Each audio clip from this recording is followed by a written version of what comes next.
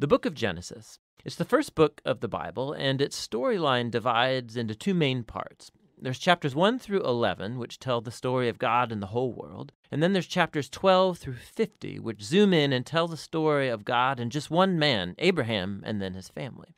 And these two parts are connected by a hinge story at the beginning of chapter 12. And this design, it gives us a clue to how to understand the message of the book as a whole and how it introduces the story of the whole Bible. So the book begins with God taking the disorder and the darkness described in the second sentence of the Bible, and God brings out of it order and beauty and goodness. He makes a world where life can flourish. And God makes these creatures called humans, or Adam in Hebrew. He makes them in his image, which has to do with their role and purpose in God's world. So the humans are made to be reflections of God's character out into the world, and they're appointed as God's representatives to rule his world on his behalf, which in context means to harness all of its potential, to care for it, and make it a place where even more life can flourish. God blesses the humans. It's a key word in this book. And he gives them a garden. It's like a place from which they begin starting to build this new world. Now, the key is that the humans have a choice about how they're going to go about building this world. And that's represented by the tree of the knowledge of good and evil. Up till now, God has provided and defined what is good and what is not good. But now God is giving the humans the dignity and the freedom of a choice. Are they going to trust God's definition of good and evil, or are they going to seize autonomy and define good and evil for themselves? And the stakes are really high. To rebel against God is to embrace death, because you're turning away from the giver of life himself. This is represented by the tree of life. And so in chapter 3, a mysterious figure, a snake, enters into the story. The snake's given no introduction other than it's a creature that God made. And it becomes clear that it's a creature in rebellion against God, and it wants to lead the humans into rebellion and their death. The snake tells a different story about the tree and the choice. It says that seizing the knowledge of good and evil are not going to bring death, that it's actually the way to life and becoming like God themselves. Now, the irony of this is tragic because we know the humans, they're already like God. They were made to reflect God's image. But instead of trusting God, the humans seize autonomy, they take the knowledge of good and evil for themselves, and in an instant, the whole story spirals out of control. The first casualty is human relationships. The man and the woman, they suddenly realize how vulnerable they are. Now, they can't even trust each other. And so they make clothes and they hide their bodies from one another. The second casualty is that intimacy between God and the humans is lost. So they go and run and hide from God, and then when God finds them, they start this game of blame shifting about who rebelled first. Now, right here, the story stops, and there's a series of short poems where God declares to the snake and then to the humans the tragic consequences of their actions. God first tells the snake that despite its apparent victory, it is destined for defeat, to eat dust. God promises that one day a seed or a descendant will come from the woman who's going to deliver a lethal strike to the snake's head, which sounds like great news, but this victory is going to come with a cost because the snake too will deliver a lethal strike to the descendant's heel as it's being crushed. It's a very mysterious promise of this wounded victor.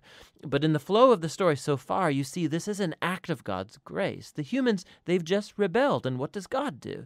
He promises to rescue them.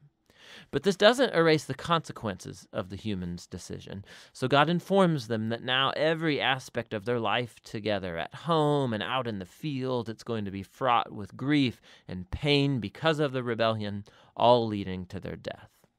From here, the story then spirals downward. Chapters 3 through 11, they trace the widening ripple effect of the rebellion and of human relationships fracturing at every level. So there's a story about two brothers, Cain and Abel.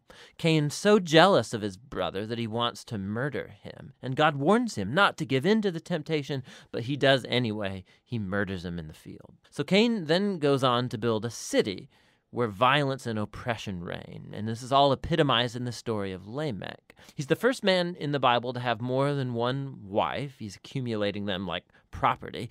And then he goes on to sing a short song about how he's more violent and vengeful than Cain ever was. After this, we get an odd story about the sons of God, which could refer to evil angelic beings, or it could refer to ancient kings who claimed that they descended from the gods.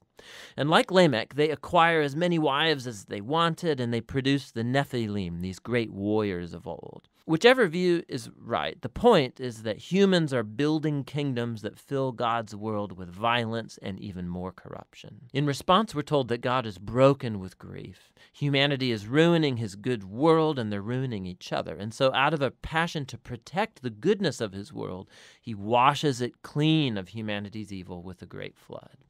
But he protects one blameless human, Noah, and his family, and he commissions him as a new Adam. He repeats the divine blessing and commissions him to go out into the world. And so our hopes are really high, but then Noah fails too, and also in a garden. He goes and he plants a vineyard, and he gets drunk out of his mind. And then one of his sons, Ham, does something shameful to his father in the tent. And so here we have our new Adam, naked and ashamed, just like the first, and the downward spiral begins again. It all leads to the foundation of the city of Babylon. The people of ancient Mesopotamia, they come together around this new technology they have, the brick.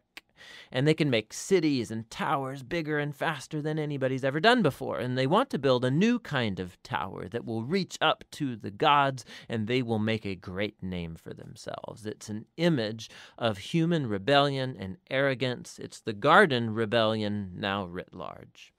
And so God humbles their pride and scatters them. Now, this is a diverse group of stories, but you can see they're all exploring the same basic point. God keeps giving humans the chance to do the right thing with his world, and humans keep ruining it.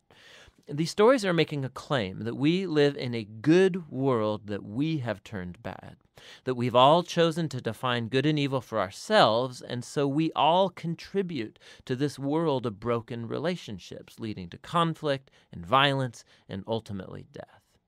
But there's hope. God promised that one day a descendant would come, the wounded victor who will defeat evil at its source. And so despite humanity's evil, God is determined to bless and rescue his world. And so the big question, of course, is what is God going to do? And the next story, The Hinge, offers the answer. But for now, that's what Genesis 1 through 11 is all about.